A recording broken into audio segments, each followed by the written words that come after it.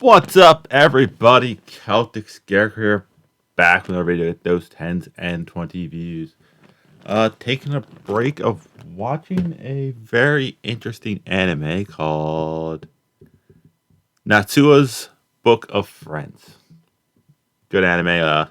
It's a way too long of anime to ever be considered anime of the month. It's 6th season. Pretty much it's a kid who can see yokai and the weird interaction and it's a good, wholesome, basic anime. But besides loving anime, I am a huge lover of professional wrestling. So today's reaction, I'm doing the before and after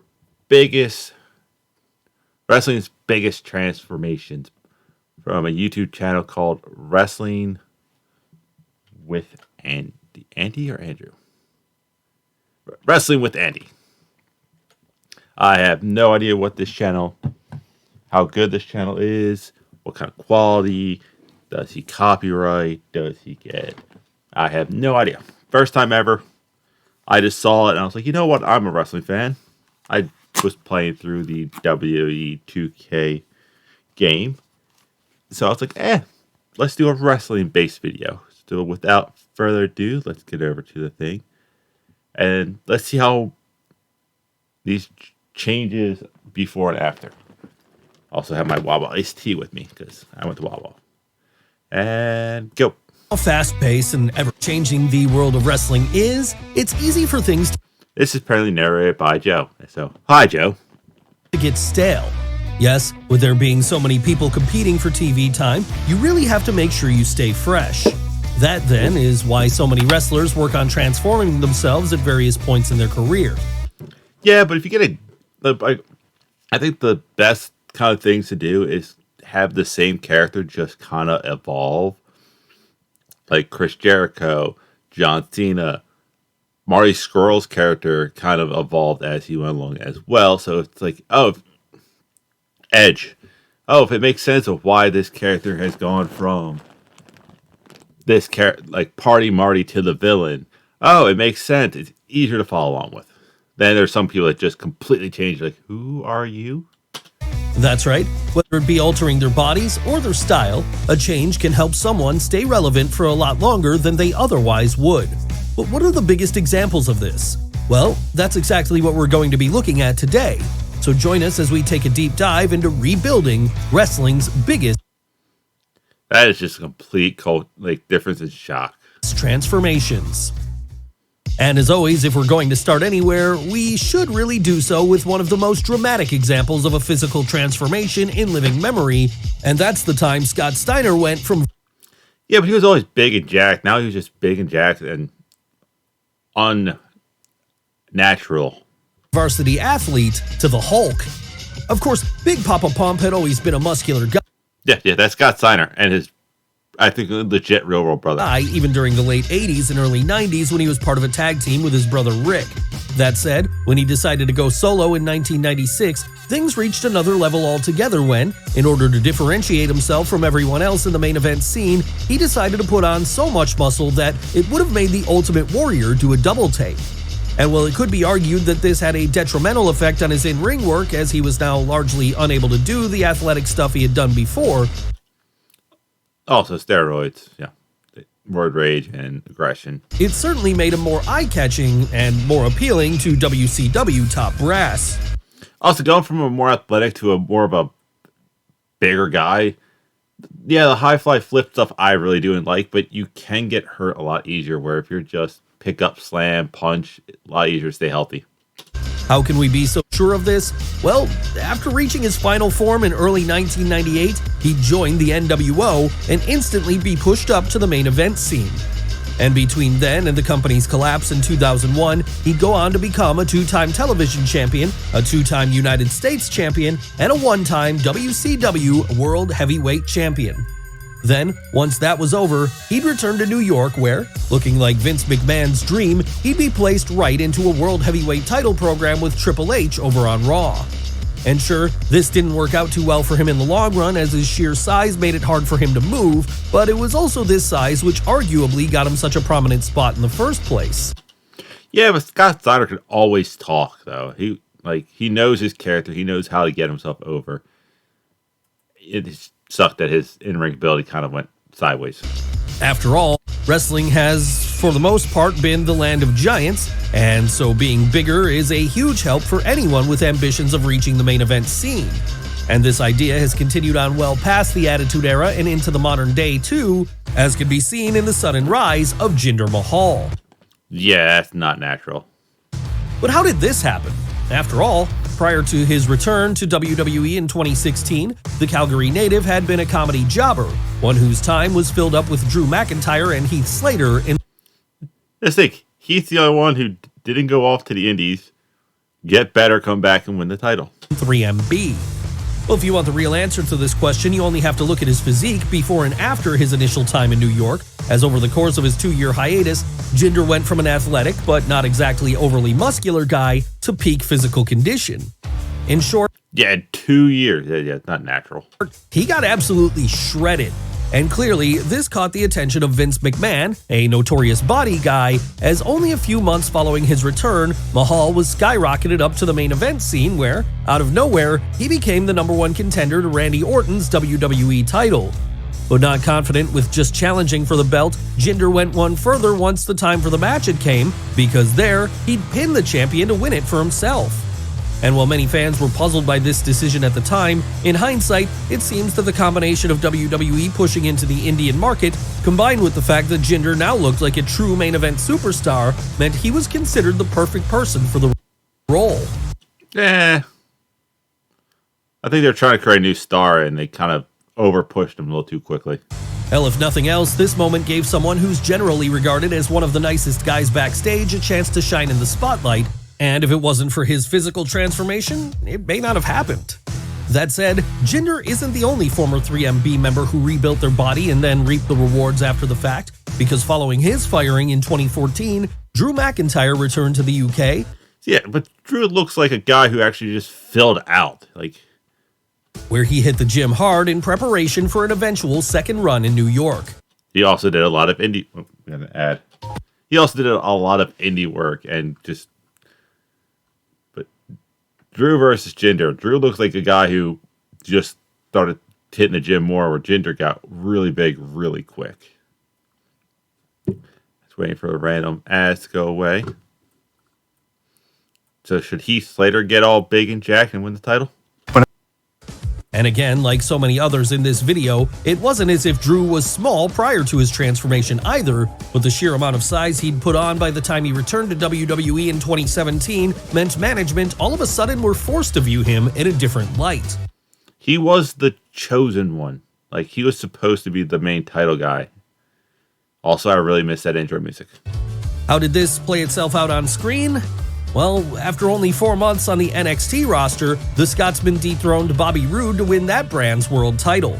And less than a year after that, he'd be called up to the main roster where he initially played the Diesel to Dolph Ziggler's Shawn Michaels.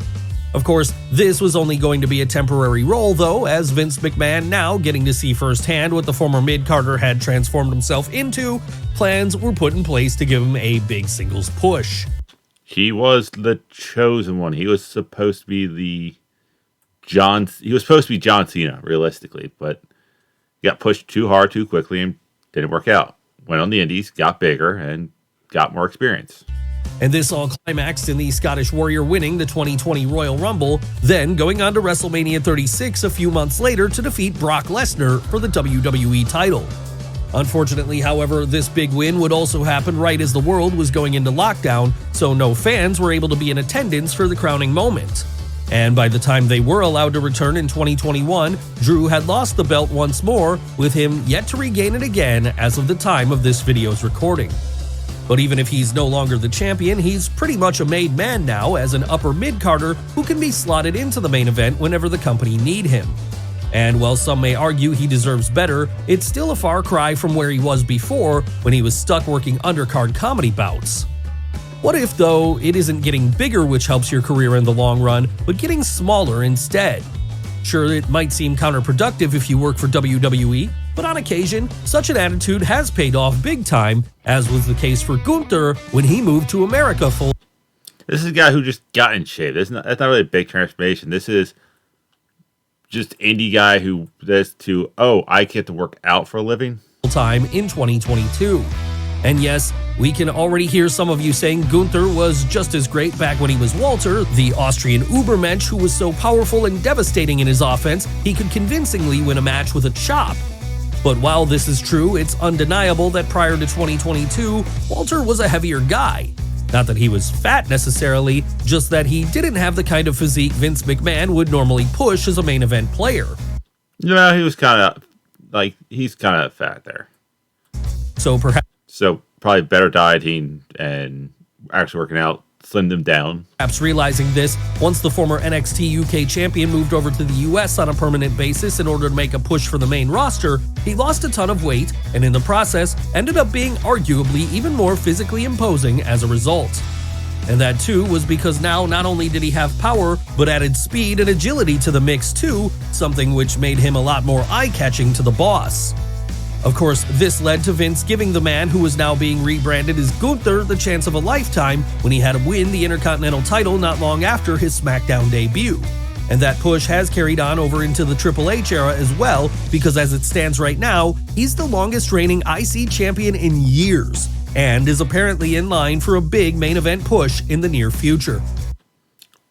I couldn't tell you if he was an Intercontinental title holder.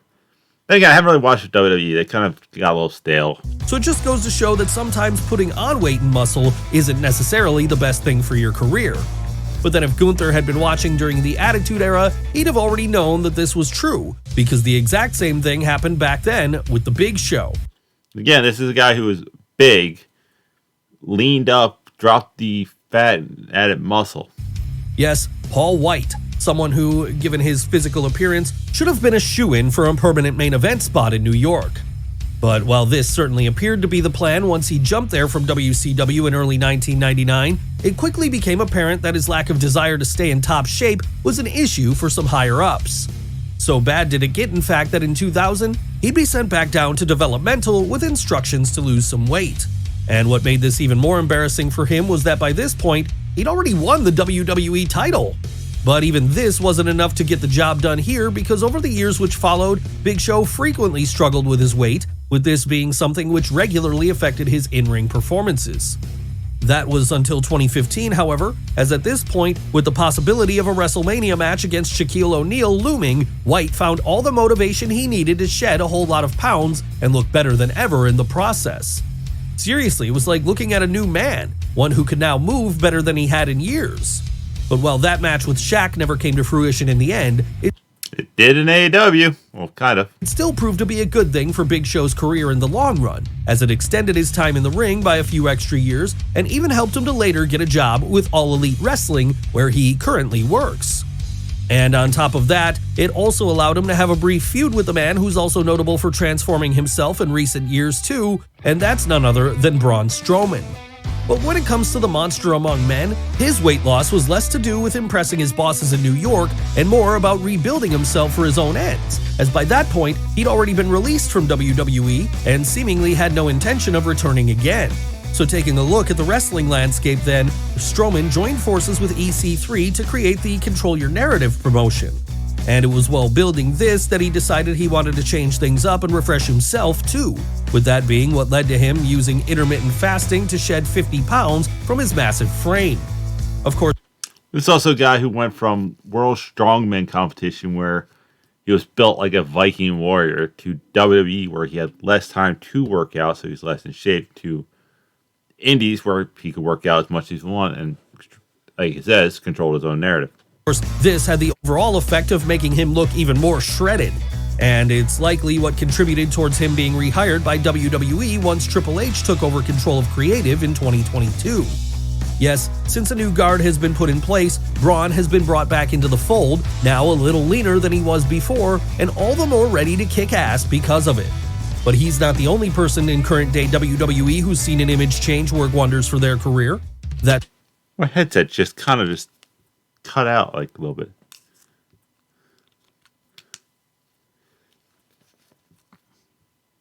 Said, when it There we comes to go. Rhea Ripley, it wasn't adding muscle or losing weight which took her to the next level. For generations, Rick made tires. Today, we're still tirelessly at work. Sorry, ad.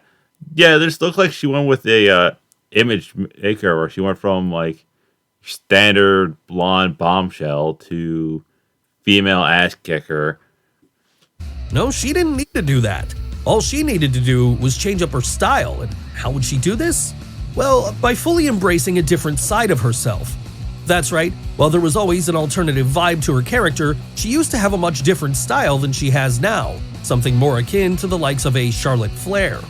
But deciding to cut her Yeah, because Charlotte Flair was on again, off again, multi-time women's champion, so that would be someone who they modeled a lot of women wrestlers after. hair short, get lots of badass tattoos, and change up her ring gear, she fully reinvented her look. And this has led her to much success, as now being a former NXT Women's Champion, Tag Team Champion, and Raw Women's Champion, she's on her way to becoming an all-time great. As well as this, in more recent times, Rhea has joined the Judgment Day. Just make her the leader. She deserves it. Like, she should turn on Finn, kick him out. With many people now looking at her as the de facto leader of the stable. And since then, now with Dom Dom by her side, she's become arguably the best thing about the entire WWE. So good, in fact, that at the 2023 Royal Rumble, she would enter at number 1 and then go on to win the whole thing, with it currently looking like a shoo-in that she'll beat Charlotte Flair for the SmackDown Women's title at WrestleMania 39. Then, once that's done, the sky's the limit for the Australian star as, with her now getting so popular she's on the verge of turning babyface once more, we wouldn't be surprised to see her dominate things for years to come. And just to think, had she not made the decision to change her look up, none of this might have ever happened. Yeah, she definitely was one of the few people who was just like, completely new gimmick. Oh, it's working. Which is hilarious because she was at one point a Charlotte Flair clone. Now she's going to be like the anti-Charlotte.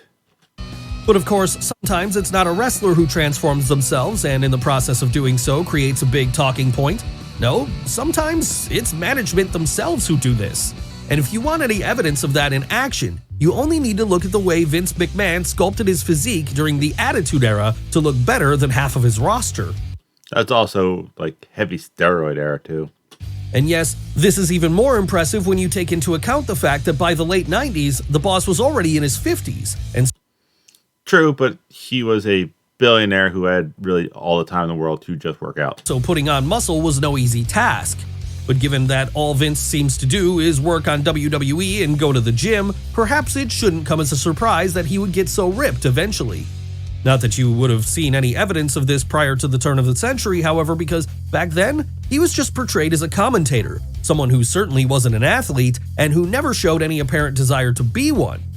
But when he began feuding with Steve Austin in 1998, though, that all changed. And the first glimpse fans got of the new McMahon here came when he was due to go one-on-one with the Rattlesnake on an episode of Raw that April. And what a shock it was to see at first, because gone was the somewhat mild-mannered commentator who always wore a suit, and in his place instead was a bodybuilder who looked like he could have crushed anyone in his path.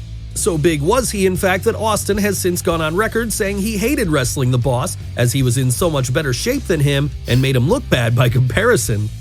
That said, Yeah, it's not a good thing. as the years went on, Vince became less and less of an on-screen character, and as a result, his matches became less frequent too. But if you thought this meant he'd ease up on his workout regime, you'd be very wrong, because despite now being 77 years old, the chairman appears to still be in great shape. But what of the man he'd be usurping if he ever returned to take charge of creative again? Well, he might not be as impressive of a physical specimen when he reaches his 70s, Triple H is no stranger to packing on the muscle himself, as can be seen in the way he transformed his body during the early 2000s. Yeah, this is again may or may not steroids, but this is like Drew, a guy who started filling out as he got older. And like others we've mentioned today, it's not as if Triple H was small before either. No, during the 90s he might have been leaner than he'd eventually become, but he was still ripped and well in line with the kind of physique Vince McMahon wanted out of his main eventers.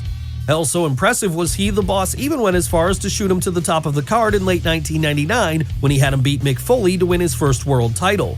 And after that, it was off to the races for the game, as while the likes of Steve Austin and The Rock eased into other chapters of their lives, he remained in WWE and became, in many ways, their MVP. Of course, with Paul Levesque being a longtime fan of bodybuilding though, just being on top mentally was never going to be enough for him.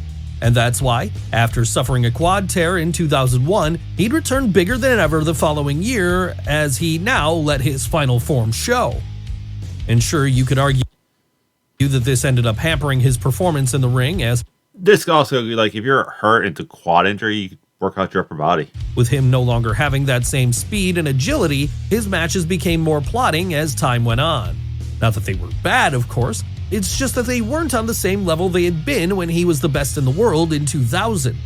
But even if he was a shade below where he had been as a wrestler, it didn't stop him from conquering all around him, because with Vince McMahon being all in on his new beefier look, he'd book his son-in-law to start his now infamous Reign of Terror, a period where he kept a stranglehold over the World Heavyweight title for 3 full years. So it all just serves as another reminder that if you want to be a success in New York, you're probably going to want to pack on some muscle. But what if you want to be a success in Hollywood instead as the second coming of Arnold Schwarzenegger? Well, a mere wrestler's Yeah, this one is probably the craziest one. physique isn't going to cut it for this. So you'll have to do what The Rock did when he left WWE in 2004 and pretty much double in size.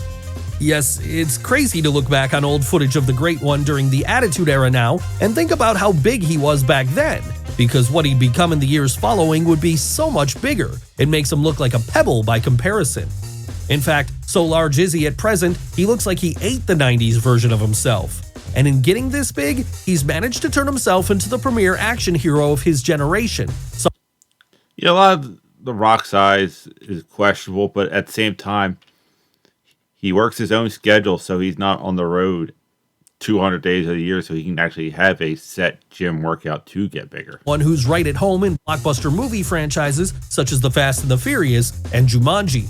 That said, the changes to his physique never truly hit home for many fans until they saw him return to WWE in 2011, as there, during his face-offs against the likes of John Cena and CM Punk, he absolutely dwarfed them. And as anyone who's ever seen Big Match John will know, doing this is no small feat. So it's easy to see why people have since made plenty of memes about Dwayne Johnson's final Pokemon evolution being a rock itself. But Oh, a mountain. it's also the size he gained, which made it that much harder for him when he did come back to the ring. That's right, now far bigger than he had been during his peak years, The Rock had to sacrifice a lot when it came to what he could do athletically.